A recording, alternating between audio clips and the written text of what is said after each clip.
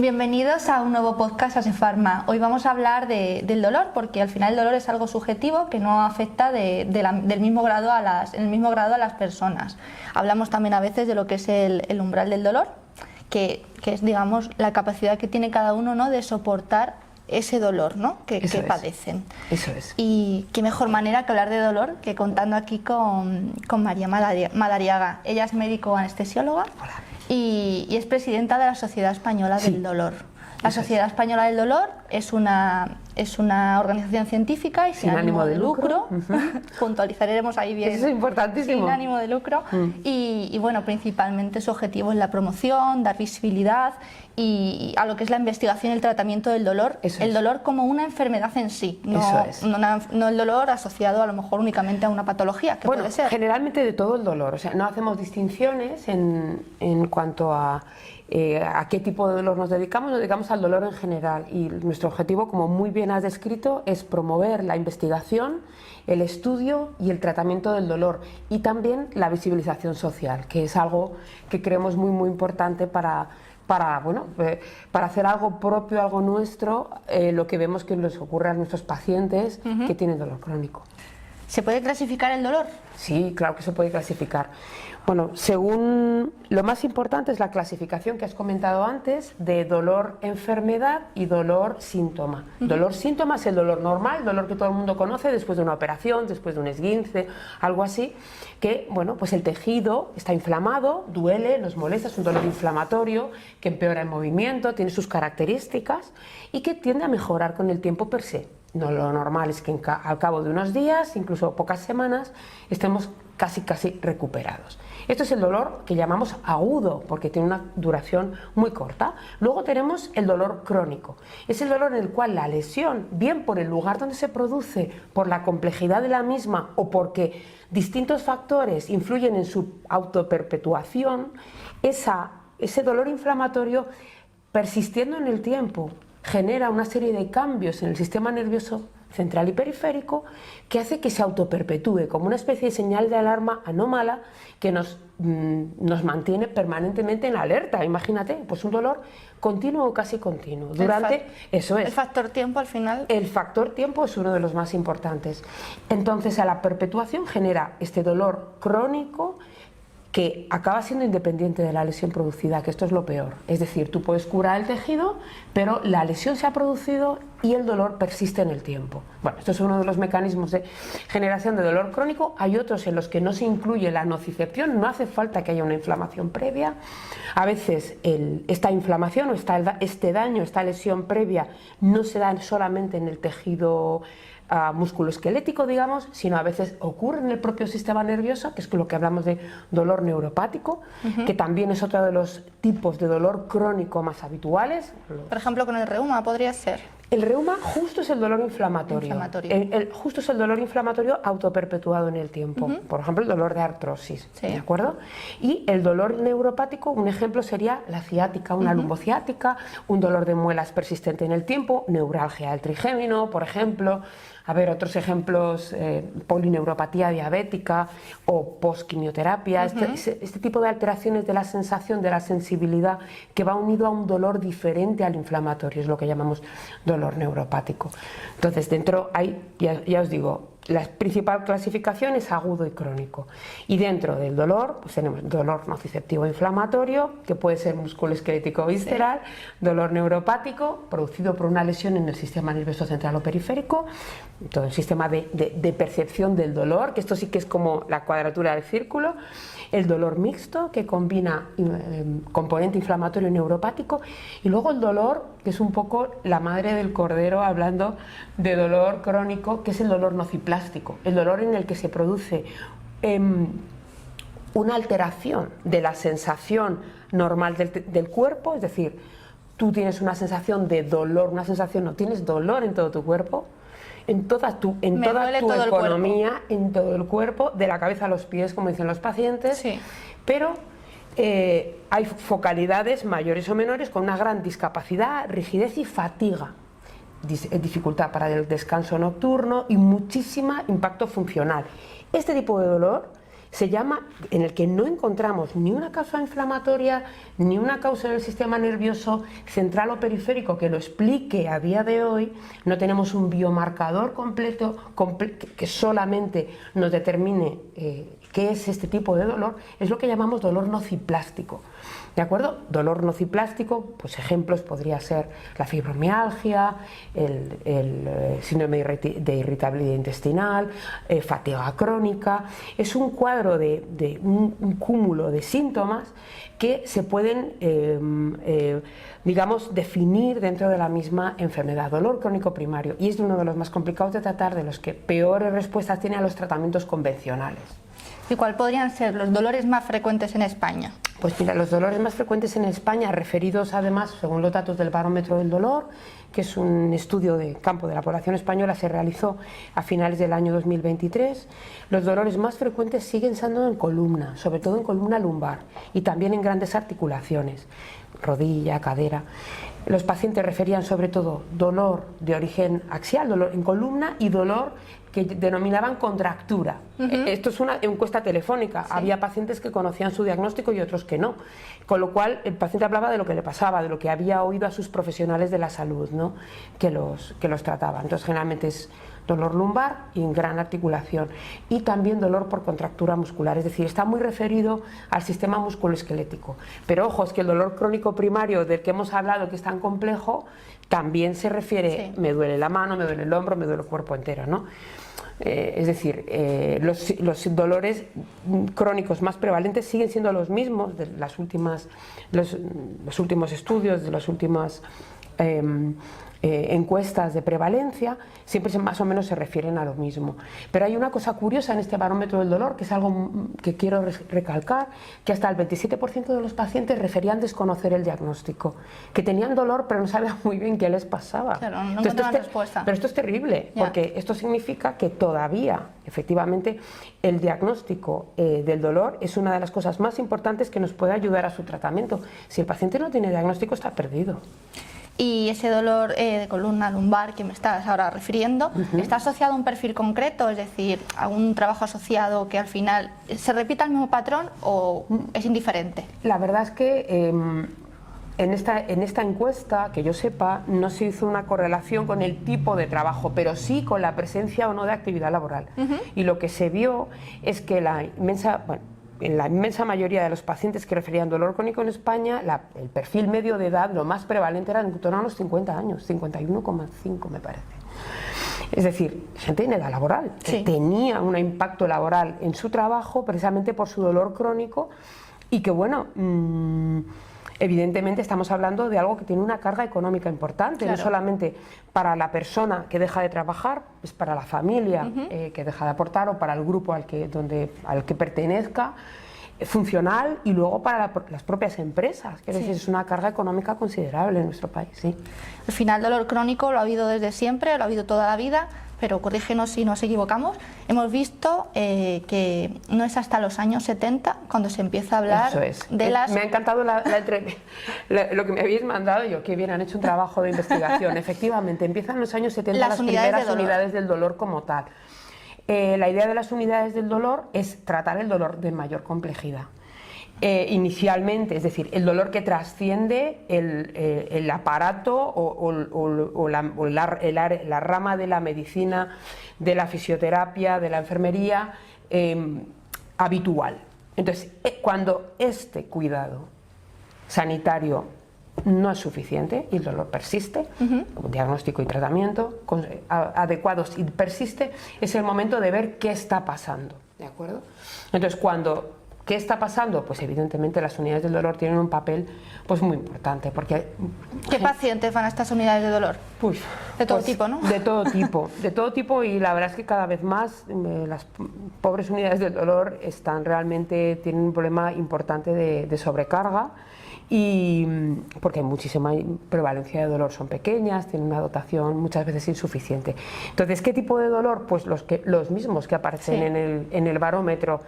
Generalmente dolor de columna, dolor de gran articulación, dolor generalizado, dolor musculoesquelético poco lo que aparece en el barómetro, realmente es la realidad de nuestros pacientes. O sea que sí, así es. Queríamos saber también un poquito más sobre ti.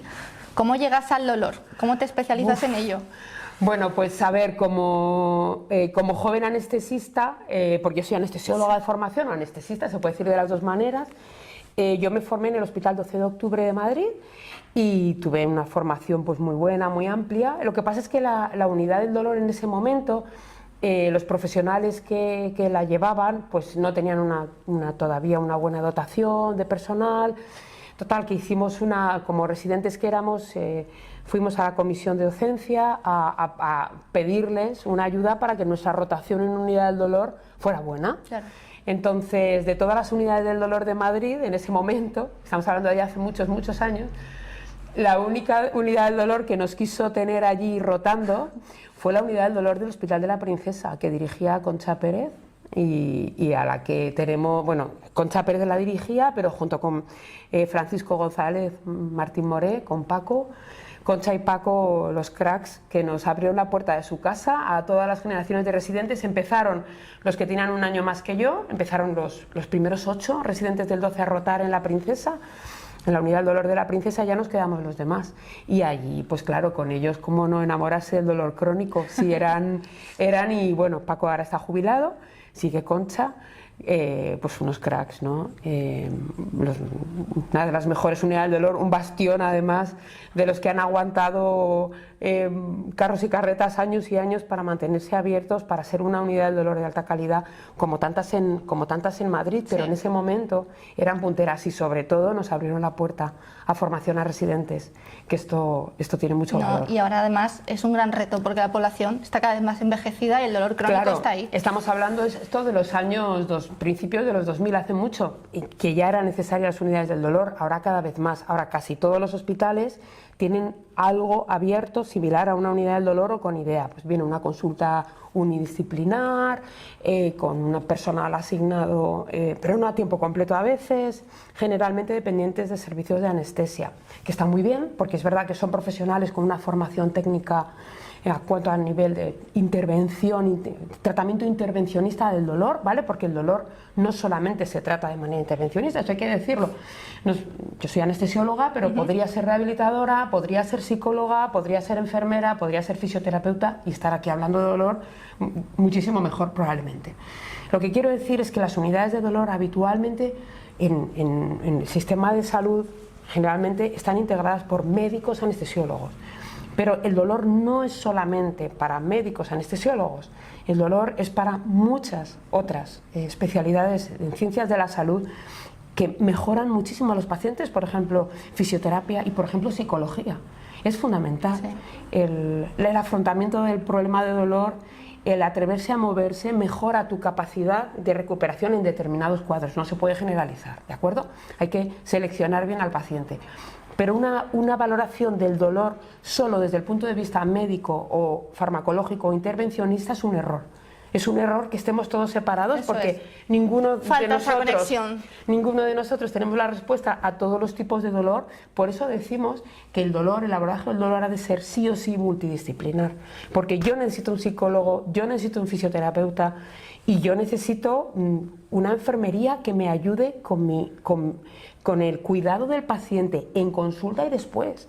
Entonces, ese equipo, y por supuesto, porque yo he trabajado en hospitalaria, podría ser médico de atención primaria, sin una buena relación dinámica y fluida con la atención primaria, que por un tema laboral y de asfixia asistencial es cada vez más difícil, no por falta de interés, todo lo contrario, pues una unidad del dolor y el tratamiento del dolor del paciente no es nada. Entonces es fundamental, porque atención primaria ve el 80% del dolor crónico o el 100% del dolor, porque es el que ve al paciente siempre lo ve de antes del dolor, pero cuando llega el dolor a su vida sigue con el paciente. Era que estamos hablando un poco de los diferentes factores profesionales. ¿Qué papel tiene la farmacia en todo esto? ¿Cómo puede abordarse el dolor? Es importante. Pues a ver, la farmacia yo creo que tiene un papel, la farmacia comunitaria, ¿vale? Estamos hablando, que es la farmacia a la que vamos todo el mundo. Nuestros principales oyentes, además. Absolutamente. Tienen un papel fundamental, principalmente a nivel educativo, del paciente y a nivel de control de prescripción, porque sin ellos, quiero decir, médico de atención primaria es el médico que te ve, pero no es tan sencillo que te vea. Sin embargo, tu farmacia está abierta en horario comercial y a veces más del horario comercial, en guardias y demás, está al lado de tu casa. Muchas veces esta duda, oye, desde que me han puesto esta medicación estoy más estreñido. Si tu médico no ha tenido tiempo o en ese momento la enfermera de la unidad del dolor o la enfermera del especialista de turno o el enfermero no te lo ha dicho o no te lo ha comentado, con quien vas a hablar es de tú a tú, es con tu farmacéutico. También le puede dar alguna solución. No, y no solo eso, sino recomendar un tratamiento que directamente, sin necesidad de una prescripción, se pueda recomendar perfectamente, o una nueva valoración por tu médico, por tu equipo de enfermería. O sea que sí, claro, vamos, fundamentales, fundamentalísimos. Y además, no sé, tengo desde el principio, desde hace muchos años, tengo la suerte de tener dentro de mis contactos, de mis amigos de redes y de compañeros de profesión, a farmacéuticos comunitarios y farmacéuticas que son súper especiales, que saben muchísimo de temas tan complicados como son los opioides mayores, opioides menores, la titulación al alza y a la baja. Son temas que conocéis muy bien, que yo creo que en ese sentido tenemos que tener más claro que sin vosotros, sin una formación, sin una relación, digamos, formativa, el paciente no se va a beneficiar completamente de toda vuestra capacidad. Es decir, que en ese sentido podemos, pues trabajar un poquito más, porque es verdad que muchas veces nos tenemos un poco abandonados, ¿no? Es como que al final es el principal interlocutor. No, y que se da por sentado, sí. Y cuando, oye, perdona, esta formación que tengo yo, pues que se tiene que valorarlo, ¿no? Ponerlo en valor, porque lo dais, ¿no? Ese valor añadido a la prescripción y al seguimiento de la prescripción del paciente, que es tan importante. Sí, y en tu caso, con toda la trayectoria que tienes en el mundo del dolor, ¿te gustaría resaltar alguna terapia novedosa? Porque, por ejemplo, ahora mismo se está hablando mucho de la utilización del cannabis para el tratamiento del dolor.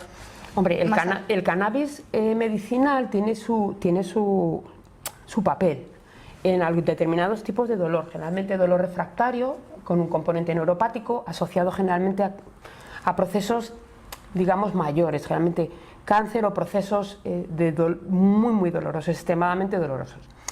El cannabis medicinal es una buena ayuda, lo que pasa es que no responde, o sea, no es el analgésico idóneo para todo. Tiene su papel, pero realmente no funciona bien en todos los tipos de dolor.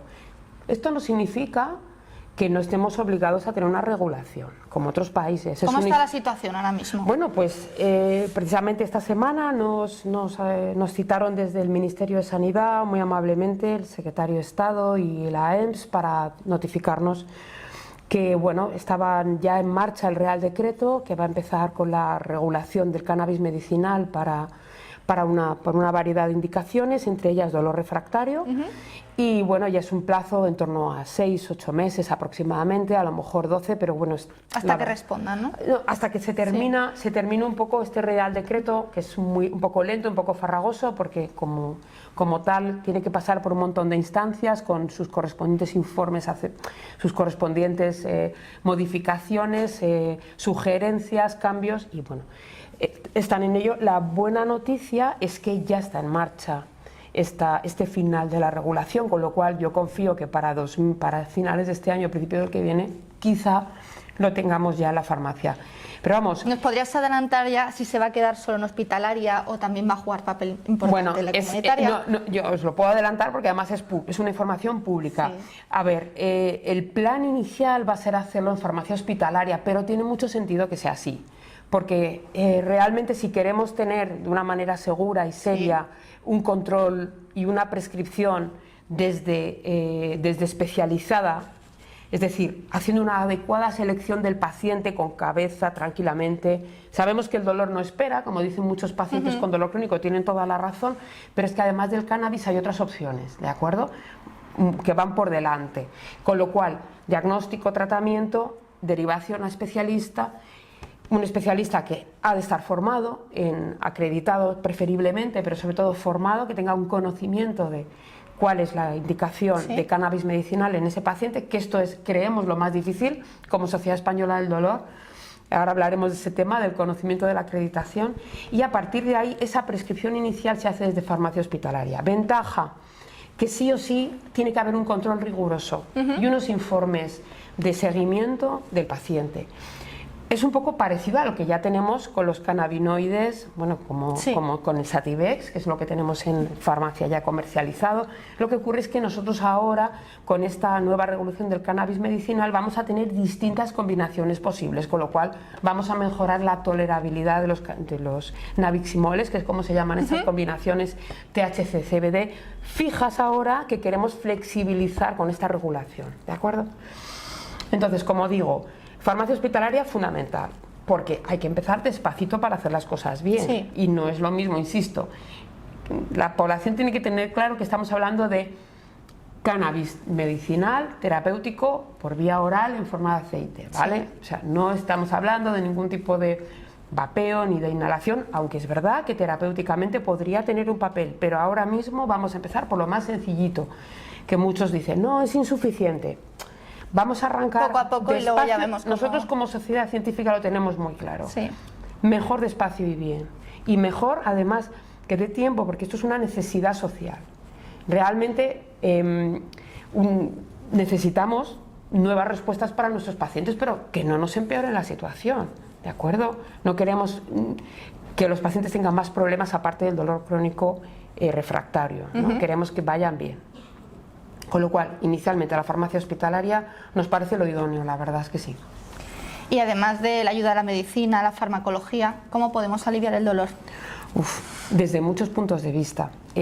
Principalmente, hablando de la farmacología, tenemos los fármacos, digamos, de siempre, escalera analgésica de la OMS, tan conocidos, que muchas veces no se utilizan bien, que desde la Sociedad Española del Dolor creemos que hay que dar un impulso a esta formación, a los profesionales de la salud, en cuáles son las principales terapias disponibles de primer, segundo, tercer escalón, cómo combinarlas entre sí, cómo hacer una desescalada en su momento, cosas que nos parecen de cajón, pero que no siempre se conocen, ¿de acuerdo?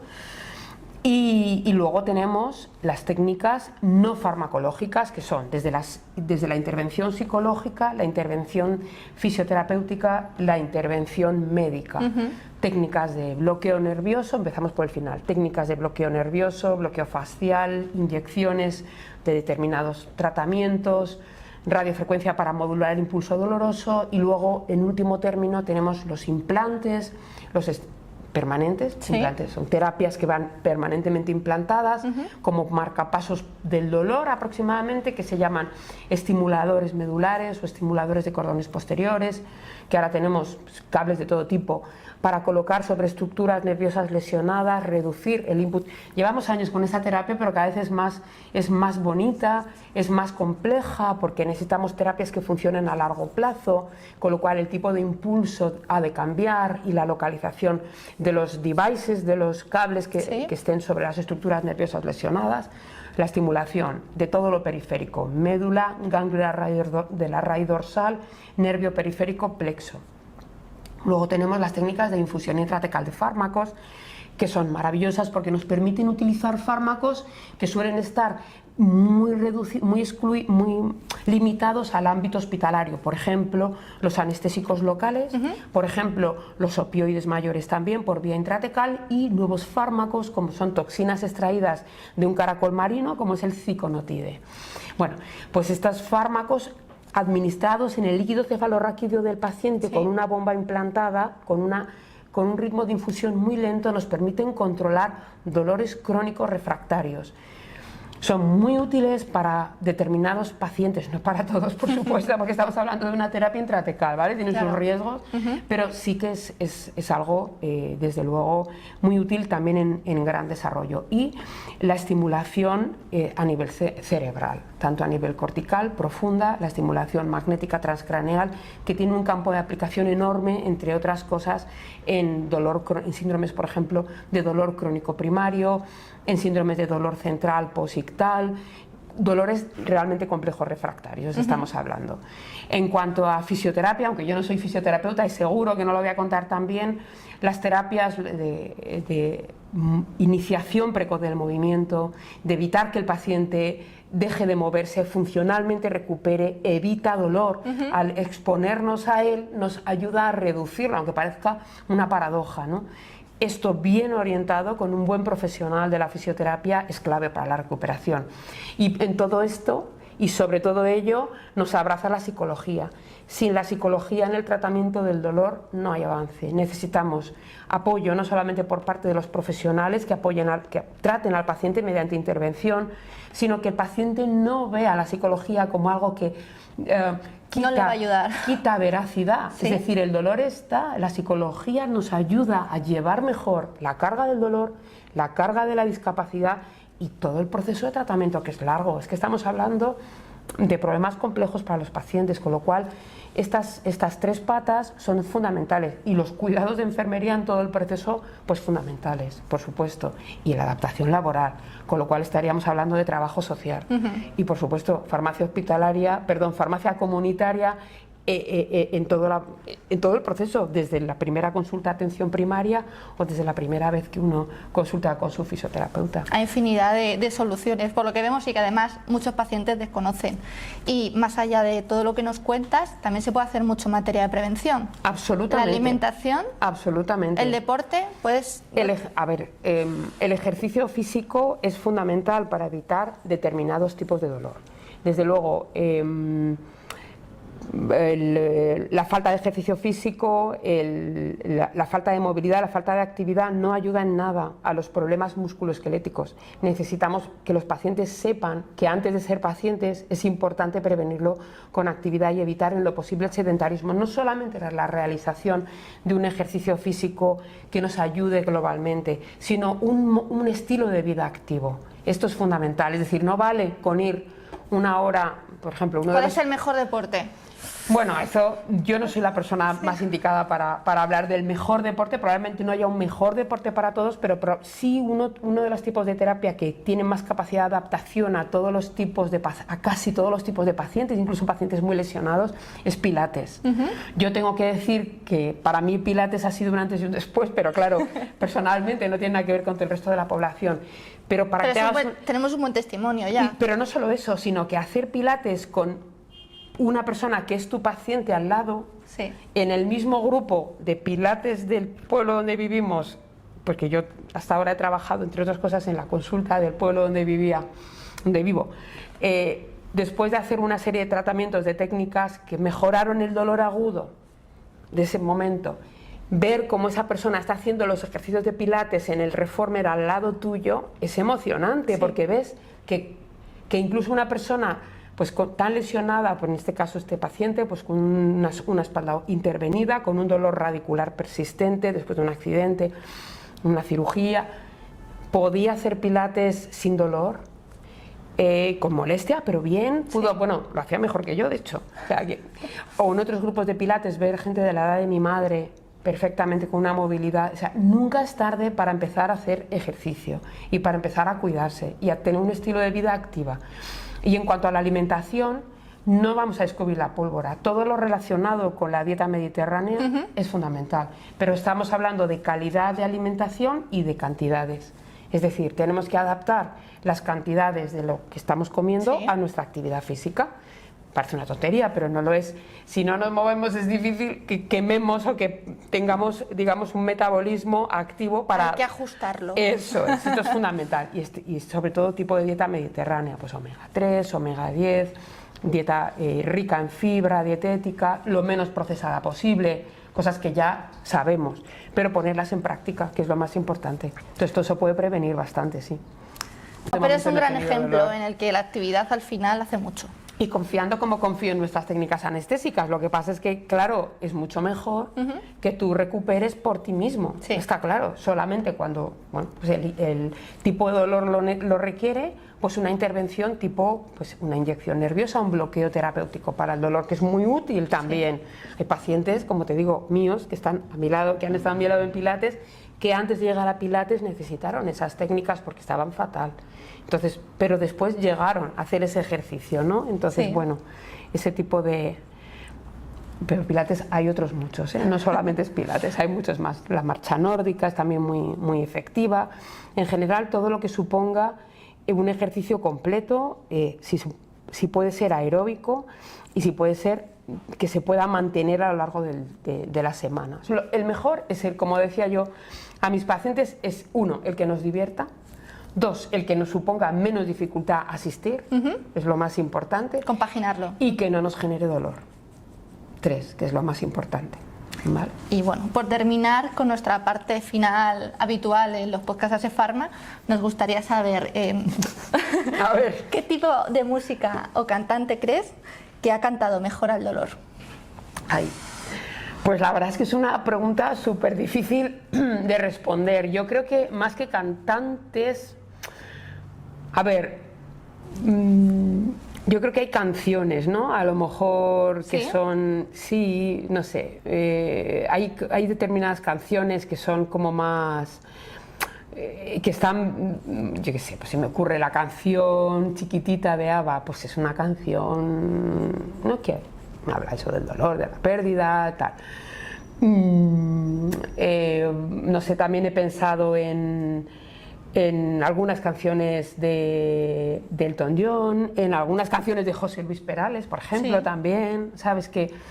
Pero a lo mejor más que cantantes que... Son canciones. Son canciones, sí. Yo creo, ¿no? Más sí. que a lo mejor cantantes.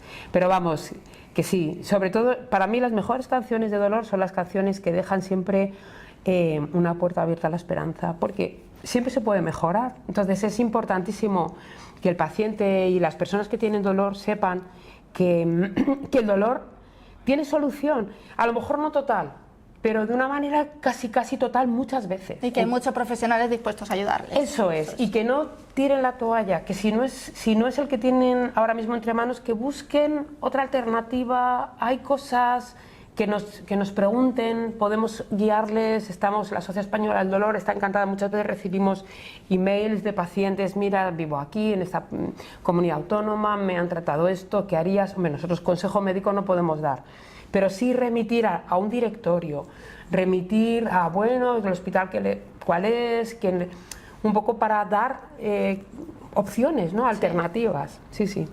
Y para finalizar, ¿cuál es el último regalo que te han hecho? Pues el último regalo que me han hecho ha sido un ramo de flores precioso por mi santo, que fue el 2 de febrero. O sea que estoy encantada porque tengo... Bueno, no, miento. Fue el Día de los Enamorados que mi hijo Nacho me regaló una caja de bombones buenísimos. Un regalo muy dulce. Un regalo muy dulce con una tarjeta. Eso fue el día 14. O sea que sí, mi hijo Nacho, de 17 años. Bueno, María, pues muchísimas gracias por compartir tu tiempo con ASEPharma. Muchísimas gracias a vosotros. Y habernos compartido tanto conocimiento. Por el interés y nada. Y oye, pues aquí a colaborar, y todo lo que podáis necesitar desde la farmacia comunitaria, que estaremos. ¿Vale? Muchísimas gracias. Gracias a vosotros siempre.